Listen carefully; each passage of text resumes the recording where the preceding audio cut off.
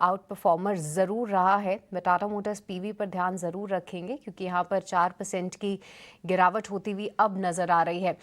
एक बार गौरांग जी, आपका व्यू कैसे देख रहे हैं आप? देखिए, लगातार पीवी डिवीजन के लिए जो है एक तरफा आप देखिए प्रेशर पॉइंट्स आ रहे हैं। पहले जेएलआर की साइबर अटैक, उसके बाद इनके प्रोडक्शन पर इम्पैक्ट, और अब टैरिफ का खतरा और इम्पैक्ट तो दिख ही रहा था अर्निंग्स पे, पर अब एक और ओवरहैंग सामने आ खड़ा है। कैसे आप टाटा मोटर्स पीवी का आकलन कर रहे हैं फिलहाल? सृष्टि जी, दिक्कत बिल्कुल है। और दिक्कतें कम होने के आसार नजर नहीं आते टाटा मोटर्स पीवी के लिए। देखिए, पहले एकजुट कंपनी हुआ करती थी। ये जो दो कंपनियों का विभाजन हुआ है, टाटा मोटर पीवी और टाटा मोटर सीवी, तो उस हिसाब से अगर किसी ने विभाजन के पहले निवेश किया है तो प्राइस एडजस्टमेंट उस तरीके से करना चाहिए।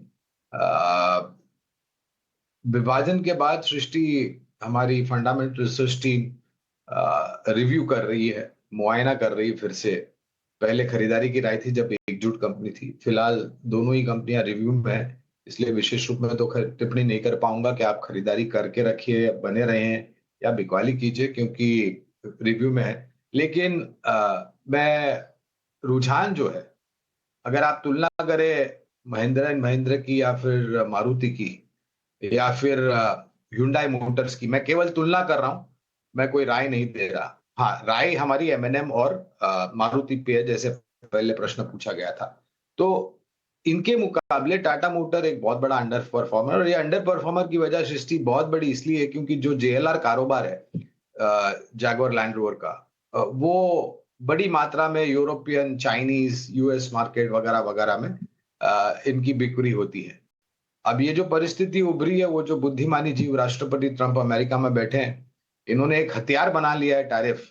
अगर कोई भी उनके साथ सहमत नहीं है तो टैरिफ लगा देते हैं। मेरे ख्याल से ज्यादा और मैच्योरिटी अगर दिखाएंगे तो अच्छी बात होगी। बहरहाल, टाटा मोटर की बात करते हैं तो अंडर परफॉर्मर आने वाले समय में आता हुआ दिखेगा। योग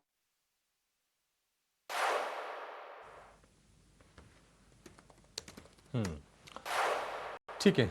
ठीक है, ये राय होगी टाटा मोटर के शेयर पर। तो आज इंडेक्स में कई ऐसे शेयर हैं जो बाजार का मूड खराब कर रहे हैं। आप देखिए, विप्रो करीब 7-8% गिर गया है, टाटा मोटर 4% नीचे है, आईसीसी बैंक 3% नीचे, रिलायंस को देखेंगे 2% नीचे वो है, इंफोसिस में करीब 1% की गिरावट है। और इसके चलते ही जो थोड़े बहुत लोअर लेवल से ऐसा लग रहा था कि शायद बाजार में स्ट्रेंथ आ रही है, वो भी फिजल आउट होती हुई नजर आ रही है। रिलायंस फिर से दिन के निचले स्तर के आसपास से 1450 रुपए के आसपास के प्राइसेस आपको रिलायंस के नजर आएंगे। तो रिलायंस में लगातार हम प्रेशर देख रहे हैं। ऐसा लगा कि